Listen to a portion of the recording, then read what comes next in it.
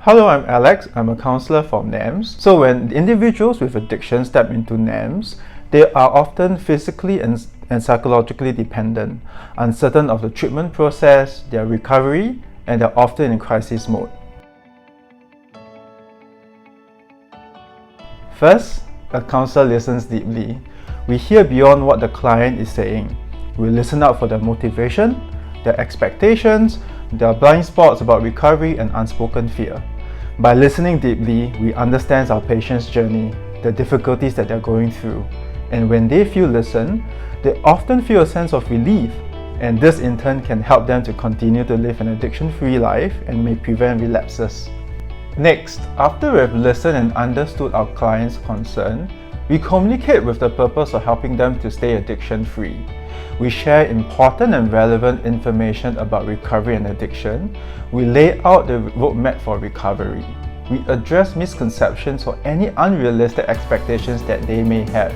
We provide a rational explanation for the addictive behavior, and we even help to preempt possible relapses.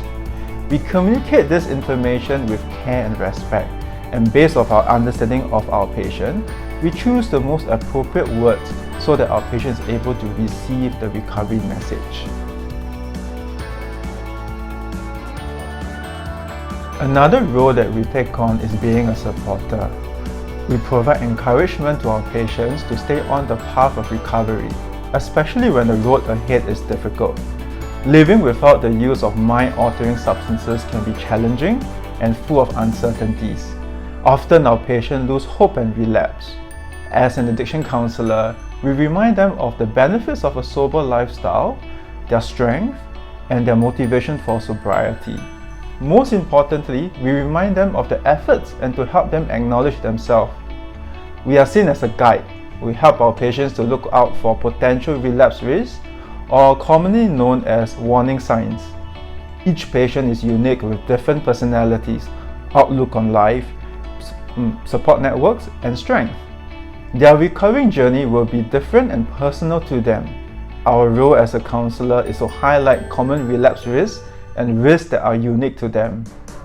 We come together in a counselling session and explore unique solutions to overcome these relapse risks.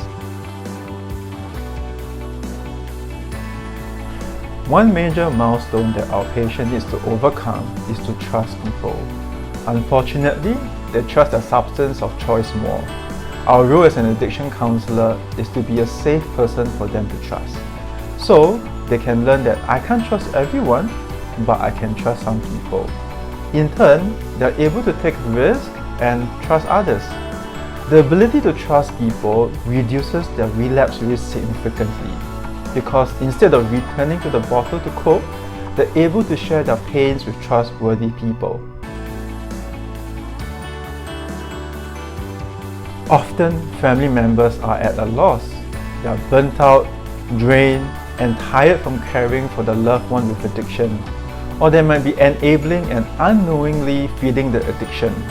We help the loved ones to understand about addictions and teach family members effective strategies to care for their loved one. We often call this technique loving with detachment. Look out at our past videos on support for family members for more information. So as addiction counsellors, we listen and communicate. We are a supporter and a guide for our patient. We guide our patient to learn how to trust while we teach family members how to love. That's all for part 1, and if you'd like to know more, stay tuned for part 2.